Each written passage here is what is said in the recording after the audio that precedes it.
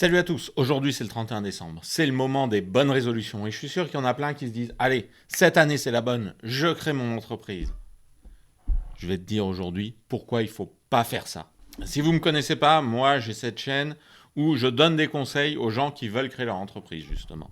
Mais aujourd'hui j'ai décidé, notamment en réponse à une question qu'on m'a posée dans la dernière FAQ, j'ai décidé de vous faire l'inverse, c'est-à-dire de vous expliquer toutes les bonnes raisons que vous pouvez avoir de ne pas créer une entreprise cette année. Première grande raison, c'est la charge mentale que ça impose d'avoir une entreprise. Il faut bien être préparé au fait que quand vous allez créer une entreprise, vous allez être tout seul et devoir tout gérer tout seul. Vous avez toute la responsabilité de votre activité sur vos épaules. Ça veut dire quoi concrètement? Ça veut dire que personne ne va vous aider. Vous pouvez compter sur personne. Votre famille, pourquoi elle vous aiderait? Voilà, elle n'est pas payée, elle n'est pas concernée par votre entreprise et probablement si vous êtes dans les statistiques normales de la population, dans votre famille, personne n'est entrepreneur, donc personne ne va savoir. Euh, les décisions, elles vont reposer uniquement sur toi. Tes salariés, ils sont là tant que tu les payes, et s'ils sentent que ça va commencer à être mauvais, ils vont se barrer. Ils vont aller chercher la sécurité ailleurs. S'ils sont salariés, c'est qu'ils veulent la sécurité. Si toi, tu ne rapportes pas la sécurité, ils vont aller à un endroit où ils l'ont. Si tu es chef d'entreprise, tu es tout seul à mener ta barque. Il faut que tu te prépares à ça. Sinon, c'est pas la peine. Ensuite, il faut bien comprendre que ça va être les montagnes russes. Il va y avoir des moments où tout roule à peu près, et puis toutes les emmerdes de l'univers vont te tomber sur la tête. Qu'est-ce que c'est? Ça peut être évidemment ton équipe qui te lâche pour une raison ou une autre. Voilà, les gens sont malades, les gens deviennent dépressifs, les gens déménagent, les gens divorcent, les gens partent ailleurs parce que le salaire est meilleur. Il y a plein de raisons pour lesquelles ton équipe peut disparaître et ça va reposer encore une fois complètement sur toi. Et il y a des moments où tout va rouler, tu vas croire que c'est bon, et pouf, il va t'arriver un truc. Ça, c'est valable pour ton équipe, c'est valable pour tes clients, c'est valable pour ton chiffre d'affaires. Tu as toujours plein de choses qui peuvent t'arriver, et donc tu vas être sous pression permanente de vouloir stabiliser les choses, d'avoir besoin de sécuriser le plus possible, voilà. Et ça, encore une fois, ça repose uniquement sur toi. Donc, tu vas être stressé. Donc, tu risques de faire un burn-out. Si tu as déjà fait un burn-out en tant que salarié, c'est probablement pas la bonne solution de créer une entreprise. En tout cas, de créer une entreprise où tu vas avoir des gens sous ta responsabilité. Il y a un risque non négligeable pour que tu ne te déconnectes jamais de ton entreprise. Tu oublies les vacances. Tu vas peut-être pouvoir bouger, tu vas peut-être pouvoir aller dans d'autres pays, tu vas peut-être pouvoir être digital nomade, pourquoi pas. Mais tu vas toujours avoir des choses à gérer. Si tu te déconnectes, tes clients vont se barrer du jour au lendemain. Donc, n'oubliez pas ça. Il faut toujours qu'il y ait quelqu'un pour tenir la boutique. Toujours. Tu seras jamais au niveau. Tu vas avoir besoin d'apprendre encore. Tu vas toujours avoir besoin de rattraper la concurrence. La concurrence va essayer de te doubler. La concurrence va développer des nouvelles choses. Et toi, tu vas devoir les suivre. Donc, tu vas devoir monter en compétences. Tu vas devoir aller chercher des compétences, des informations ailleurs que dans ton entreprise. Et ça, c'est très compliqué. C'est pas évident. Et il faut, encore une fois, que ça repose sur toi. Tu ne peux pas compter sur quelqu'un d'autre pour faire la veille à ta place. Tu ne peux pas compter sur quelqu'un d'autre pour étudier toutes les problématiques à ta place. Et moi, je vais chercher un pare-soleil. L'intégralité des compétences de ton entreprise, tu vas devoir les avoir. En tout cas, tu vas devoir être capable de comprendre tout ce qui s'y passe. Donc, tu dois être bon en com, en compta, en analyse, en gestion, en commercial, en technique. Tu dois tout maîtriser, tu dois monter en compétence sur tous les points et tu dois te tenir au courant tout en étant au niveau de ta concurrence. Pression incroyable sur tes épaules. Si tu l'anticipes pas, ça va te poser des problèmes incroyables. Toujours dans l'idée que tu vas rester tout seul dans ton entreprise, il faut bien comprendre que ton entourage ne va pas comprendre tes problématiques. Ton entourage va passer son temps à dire ah ben toi ça va, t'es à ton compte, tu fais ce que tu veux de tes journées. Ah toi ça va, tu gagnes bien ta vie. Ah toi ça va, regarde tout le chiffre d'affaires que tu fais. Ils vont pas comprendre que le chiffre d'affaires c'est un chiffre d'affaires, c'est pas ta rémunération. Ils vont pas comprendre que ce que tu gagnes c'est pas la même chose que ce qu'ils gagnent eux. C'est que si tu gagnes 1000 balles de plus par mois qu'eux, bah, peut-être que ces 1000 balles de plus par mois, tu en as besoin pour assurer ta retraite, pour assurer ta sécurité, etc. Ce qu'ils n'ont pas à faire parce que c'est leur patron qui cotise pour eux. Et qu'en plus, à la moindre problématique, surtout si tu as des salariés, à la moindre problématique, ça va être ta rémunération à toi qui va diminuer et pas la rémunération de tes salariés. Tes salariés ne vont pas partir du jour au lendemain. Tes salariés, tu vas devoir les payer même si tu as une baisse d'activité. Par contre, toi, ta rémunération, c'est la variable d'ajustement de toute l'entreprise. Alors ça, justement, si tu gagnes bien ta vie pendant 2-3 ans, les gens vont devenir jaloux et ils vont jubiler quand tu vas commencer à perdre de l'argent. C'est souvent ce qui se passe. Donc, les relations avec tes amis, les relations avec ta famille, etc., risquent de se retrouver dégradées par le fait que tu crées une entreprise. Il faut bien avoir conscience de ça aussi. Tu vas être jugé par tout le monde, que ce soit parce que tu réussis, parce que tu échoues. Toi, tu vas avoir l'impression d'avoir beaucoup travaillé. Les gens vont dire tu as eu de la chance. Et ils auront raison. Tu as eu de la chance parce que pour avoir une entreprise qui marche, c'est une histoire de chance et de travail. Donc évidemment qu'il faut de la chance pour s'en sortir. Et les gens verront ça et verront pas forcément tout le travail que tu as mis. Voilà. Donc, premièrement, toute cette charge mentale, tout cet isolement, c'est quelque chose dont il faut avoir conscience et qu'il faut maîtriser avant de commencer à vouloir aller créer ton entreprise. Si tu penses que tu n'es pas capable d'encaisser tout ça, c'est peut-être pas l'idée du siècle pour toi de créer cette entreprise. Et quand je dis que tout repose sur tes épaules, il y a quelque chose qu'il faut bien comprendre, c'est que être chef d'entreprise, ça va aussi pourrir ton couple. Et oui, si tu es en couple, tout ce stress qui va te retomber dessus, ça va t'empêcher de bien travailler la gestion de ton couple. Et donc, il y a beaucoup de chances que tu divorces ou que tu te sépares. Voilà. Il faut en avoir conscience, cette pression va aussi peser sur ton entourage. Évidemment, je parle de couple, mais c'est valable avec tes amis, c'est valable avec ta famille. Tout ton entourage va voir que cette pression-là est sur toi et il faut s'attendre à ce que des relations ne puissent pas se maintenir sur le long terme avec ça. Alors évidemment, ça peut se gérer encore une fois. Il faut l'anticiper, simplement. C'est-à-dire, par exemple, si tu te lances tout seul dans ton coin et que la personne avec qui tu es en couple te dit non, fais pas ça, c'est une connerie, ben, sache que cette personne, il y a des chances pour que si jamais tu as des difficultés, elle se dise tant pis pour toi et elle te laisse tomber. Parce qu'elle t'aura prévenu, tu ne l'auras pas écouté et elle se dira voilà, il est maintenant, tant pis, tant pis. Je la laisse dans sa merde. Voilà. C'est quelque chose qu'il faut avoir en tête. Bon, évidemment, ça se gère par la discussion, par le fait de prévoir des solutions de repli et par le fait de communiquer avec ton conjoint, ta conjointe sur ces solutions de repli. Mais pense-y. Et ce qui est très valable avec le conjoint, la conjointe, c'est aussi valable avec les autres personnes de ton entourage. Ensuite, il faut bien comprendre qu'il va être incroyablement difficile pour toi de gagner ta vie si tu veux créer une entreprise. C'est-à-dire que aujourd'hui, si tu es salarié, à moins que ce soit toi le commercial, à moins que ce soit toi qui vende, tu ne sais pas vendre. Toi, tu ne sais que montrer que tu es compétent. Tu ne sais pas forcément vendre tes compétences à quelqu'un qui n'est pas déjà ton patron. Et ça, il faut bien avoir conscience que c'est très différent de mettre en avant tes compétences dans une équipe et de convaincre un client de signer. Et même si tu as des gens qui disent oui, moi ça m'intéresse, oui, moi ça m'intéresse en amont, voilà, avant que tu crées ton entreprise, quand tu vas les rappeler, ils vont toujours trouver des bonnes excuses pour ne pas consommer tes produits, tes services, pour ne pas être tes clients. Il va toujours y avoir un petit truc qui les empêche d'eux, et quand tu vas vouloir rattraper ce petit truc, il y aura un deuxième petit truc, etc., etc. Ne crois pas les gens, ne crois pas ce que les gens te disent, parce que les gens, ils ne s'engagent à rien tant qu'ils n'ont pas signé. Donc toi, tu les crois. Tu crois qu'ils sont de bonne foi, tu crois que quand ils disent oui, moi ça m'intéresse, vas-y, lance ta boîte, je te fais travailler dans la semaine qui suit, bah, sache que dans 90% des cas, quand tu vas les rappeler, ils vont te dire non. Donc, c'est très compliqué de se vendre. C'est vraiment une vraie compétence et moi, personnellement, je ne la maîtrise pas. Moi, personnellement, je ne sais pas me vendre, je ne sais pas vendre mes compétences. J'arrive à m'en sortir, mais je m'en sortirais beaucoup mieux si j'étais un bon vendeur, évidemment.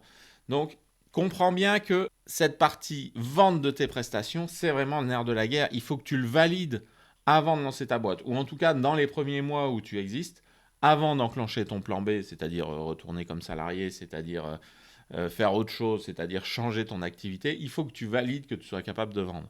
Si tu as un projet qui implique d'avoir du temps, par exemple tu dois construire une usine, par exemple tu dois développer un outil, etc., etc., avant de faire tout ça, il faut que tu t'assures que tu sois capable de vendre des choses. Parce que sinon, tout ce que tu fais, ça va être dans le vide. Tu ne vas pas être capable de capitaliser sur tout ce travail-là. Et ensuite, tu as réussi à commencer à vendre, tu arrives à transformer, tu crois que c'est bon. Voilà, tu as acquis cette idée de charge mentale, tu sais que tu es solide, tu sais que tu es costaud. Ensuite, tu sais que tu sais vendre, tu te dis c'est bon, cette fois j'y vais. Ouais, Mais après, il faut organiser ta production. Quel que soit ton secteur d'activité, il faut que tu sois capable de rendre tes services ou de vendre tes produits à tes clients. Et ça, c'est pas évident. Il faut savoir s'organiser. Il faut savoir gérer sa boîte. Il faut être capable de déléguer des choses. Au début, tu vas pouvoir commencer à travailler tout seul. Peut-être même que si tu es juste freelance, tu vas pouvoir faire ta carrière tout seul. Mais il est très probable que tu aies à déléguer des choses. Et ça, c'est compliqué. Prendre des salariés, c'est énormément de gestion. Donc, un salarié tout seul, ça peut être compliqué à gérer. Il va falloir sûrement en avoir plusieurs pour avoir de la redondance au sein de tes équipes. Donc, aller chercher plus de chiffre d'affaires pour payer ses salariés et payer le coût supplémentaire de la gestion de l'équipe. Peut-être recruter un manager au bout d'un moment. Tout ça, c'est compliqué encore une fois. Il faut organiser toute une infrastructure, que ce soit en utilisant des salariés ou en utilisant des indépendants. Et il va falloir apprendre à jouer le chef d'orchestre de tout ça. Ça demande des compétences encore en plus que tu vas devoir acquérir ou que tu vas devoir développer. Et c'est encore compliqué. Une fois que tu as tout ça, super. Tu as la capacité de vendre, tu sais que tu vas avoir ta charge mentale, que tu vas être capable de la gérer, tu sais que tu as la capacité de produire et de fournir le service, le produit, très bien. Eh bien, maintenant, il va falloir payer tous les frais associés à ça. Donc, il va falloir encore une fois avoir un modèle qui te permet de générer énormément de cash, énormément de marge pour pouvoir payer les salaires, les cotisations sociales de tes salariés, tes propres cotisations sociales, tous les impôts, toutes les taxes. Voilà. Tout ça, ça te repose dessus. Encore une fois, il faut que tu t'assures que ce que tu vends, tu es capable de financer tout ça. Donc, tous ces aspects-là sont importants à prendre en compte. Et ce qui est très probable, si tu commences à avoir une très grosse organisation comme ça, c'est qu'il va falloir financer cette entreprise. Il va falloir aller chercher de l'argent pour mettre en place toute cette infrastructure. Et tu sais quoi? Les banques, elles vont pas te prêter. Elles vont pas te prêter au démarrage. Alors, il y a des solutions, il y a plein de solutions. On peut en parler, j'ai fait des vidéos sur ce sujet, je l'en referai. Mais sache bien que le financement de l'entreprise, c'est pas évident. Il y a des solutions, il y a des aides, il y a des fonds précisément développés pour pallier aux insuffisances du système bancaire dans ce cas-là. Mais c'est pas non plus facile à mettre en place. Il y a tout un travail en amont, avant même que tu saches si ton entreprise elle marche ou pas. Il y a tout ce travail pour organiser son financement. Alors, en général, ça se fait en amont. Dans une entreprise qui se pilote bien, tu peux commencer un petit projet et le faire grossir et aller chercher ses financements au moment où ton petit projet grossit. Mais si tu te plantes, c'est-à-dire si tu choisis l'option A alors qu'il fallait choisir l'option B ou l'option B alors qu'il fallait choisir l'option A, tu vas avoir d'incroyables difficultés à t'en remettre. Il faut bien planifier tout ça, bien prévoir tout ça. Ensuite, t'es parti. Ok, t'as tous ces points-là qui sont validés. Tu commences à avoir des clients qui rentrent. Problème, si t'as pas assez de clients, ton activité, elle va pas suffire à couvrir tes charges fixes et tu risques de te planter. Mais attention, si tu as trop de clients, tu risques aussi de te planter. Attention à la surchauffe, attention à la croissance trop rapide de ton activité. Pourquoi? Parce que si tu crois trop vite, tu vas avoir des problématiques de fonds de roulement. Je ferai une vidéo à part dédiée sur la notion de besoin en fonds de roulement, mais c'est une problématique. Et tu vas avoir des problématiques d'organisation de l'équipe. Une équipe qui produit 1000 unités par an, si tu passes à 2000, peut-être que ton équipe va pas être capable de le faire. Et peut-être que même rajouter des ressources, doubler ton équipe, ça va pas suffire. Parce qu'un petit problème de gestion, un petit problème d'organisation sur une petite équipe, quand tu vas avoir le chiffre d'affaires qui double, peut-être que ce problème va être multiplié par 4, va être multiplié par 8, va être multiplié par 10. Et que du coup, là où tu avais une activité rentable avec 1000 unités, peu importe de quoi, tu vas avoir une activité déficitaire avec 2000 unités. Et ça, il faut être capable de l'anticiper, de le gérer, etc. Moi, je connais plusieurs entreprises qui ont coulé parce qu'elles avaient trop de clients. Et ça, c'est quand même quelque chose que peu de gens vont te dire. Ton équilibre interne à ton entreprise va toujours être menacé par les fluctuations à la baisse, par les fluctuations à la hausse, par les problématiques du marché, par les problématiques d'accès aux ressources, par les problématiques d'accès aux matières premières, par les problématiques d'énergie, par les problématiques de géopolitique. Tout ça repose sur tes épaules. Tu vas avoir 2 pays à l'autre bout du monde qui vont se déclarer la guerre. Ben, peut-être que ton activité va être impactée pour ça parce que le matériau que tu achètes vient de ces pays-là, tu ne le savais même pas parce que ça passe par 12 intermédiaires. Mais en fait, voilà, tu n'as plus accès. Ça, les artisans, les gens dans le bâtiment, etc. vont vous le dire, ça leur est arrivé. Ça leur est arrivé pendant le Covid, ça leur est arrivé pendant la guerre en Ukraine et ça arrive à d'autres moments. Toutes ces responsabilités, ça impacte ta rémunération à toi à la fin de l'année. Quel que soit ce qui se passe dans le monde, ça peut t'impacter. Ton équilibre que tu vas trouver dans ton entreprise est tout le temps remis en question. Et encore une fois, toutes ces responsabilités pèsent sur toi uniquement. La vie des autres repose sur toi. Tes salariés, c'est toi qui dois leur apporter le salaire. Tes clients, c'est toi qui dois réussir à les amener au bout de leur projet. C'est toi qui dois leur amener les matières premières dont ils ont besoin pour faire leur activité à eux. C'est toi qui dois leur amener le service dont ils ont besoin pour continuer. Tes fournisseurs, tes partenaires, ils comptent sur toi aussi. Tes fournisseurs, tu fais partie de leur marché. Si tu disparais, peut-être que leur rentabilité disparaît aussi. Donc, ils comptent sur toi. Tes partenaires, ils comptent sur toi. Tout ça, ça repose sur tes épaules à toi. Les problèmes, c'est toi qui vas les régler. Les problèmes de tes clients, c'est toi qui vas les régler. Ils vont t'appeler, ils vont dire ça va pas, ça, je suis pas content, ça, je m'attendais à autre chose. C'est toi qui vas devoir régler la problématique. Tu peux engueuler tes salariés, c'est très bien. Mais ton salarié, si tu l'engueules, il peut se mettre en arrêt maladie. Donc, à la fin, tu vas devoir gérer le problème. Peu importe. Quand ton employé a des problèmes perso, c'est aussi sur toi que ça va retomber. Il divorce, c'est sur toi que ça va retomber. Il y a un problème dans sa famille, quelqu'un qui se suicide ou je sais pas quoi, c'est sur toi que ça va retomber. Des fois, il va falloir dire non à tes clients. Des fois, il va falloir fermer des portions de ton activité. Des fois, il va falloir fermer des services de ton entreprise. Toutes ces choses très douloureuses, très compliquées à gérer humainement, c'est sur toi que ça repose. Et si tu ne les fais pas, tu risques de mettre en danger toute ton entreprise.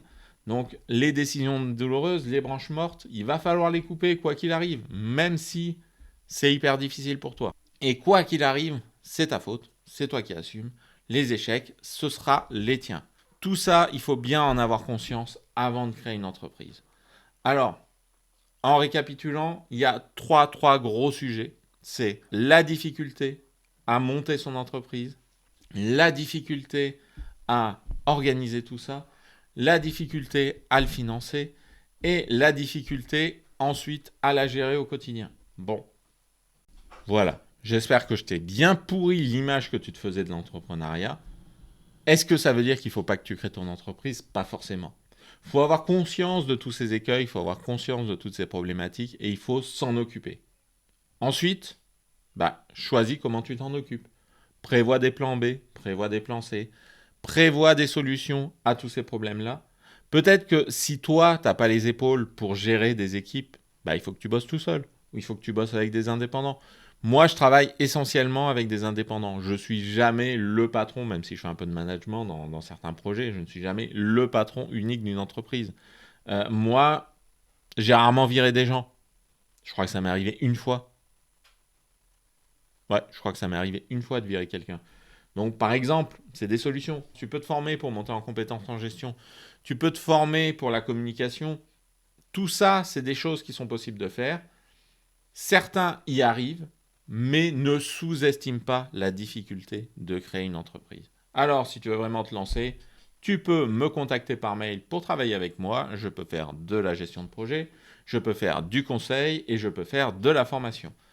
Sinon, évidemment, tu peux t'abonner à ma chaîne. Je parle de tous ces sujets-là tout au long de l'année. Je vais encore continuer à en parler pendant plusieurs mois à minima. Si tu veux discuter de ces sujets-là, il existe aussi un serveur Discord où tu peux échanger avec la communauté. La communauté est petite mais elle grandit. Je crois qu'on est une trentaine sur le serveur Discord aujourd'hui. Il y a des échanges à peu près tous les jours. Ce n'était pas toujours le cas dans le passé. Et il y en aura de plus en plus. J'espère que la communauté va s'agrandir, va s'animer et que vous allez pouvoir vous donner des conseils les uns aux autres. En tout cas, ne reste pas tout seul. Tu vas être tout seul dans ta vie d'entrepreneur. Donc, profite de ces ressources-là pour ne pas être tout seul et pour avoir quelqu'un avec qui parler de tes difficultés. Mets un pouce bleu si la vidéo t'a intéressé. Et sinon, il ne me reste plus qu'à te souhaiter une bonne journée.